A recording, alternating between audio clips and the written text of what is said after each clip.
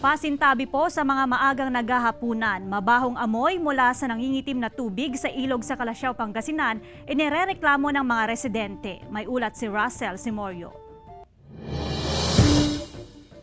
Nakasuot ng face mask ang mga residente sa Purok 3 ang Barangay Macabito, Calasiao, Pangasinan, hindi lang para makaiwas sa banta ng COVID-19, pero para hindi rin malanghap ang mabahong amoy mula sa nangingitim ng tubig sa ilog. Nagdudulot na raw ito ng banta sa kalusugan ng mga residente. Yung amoy ng putik, baho. Nakakain kayo?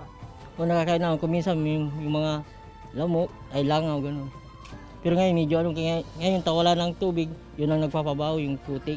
Hindi kasi malangsa yung amoy. Kaya hindi kami nakakakain ng mabuti. Kasi malangsa yung amoy niya. Ayon sa punong barangay, hindi na dumadaloy ang tubig dahil sa mga nakabarang water lily sa ilog. May mga nagtatapon din umano ng basura sa ilog, bagay na nagdudulot ng polusyon at mabahong amoy. Yung sa water lily nga sir, yung limot ng water lily medyo namamatay na kaya ganun, umiitim. Kaya mabaho yung tubig ng ilog.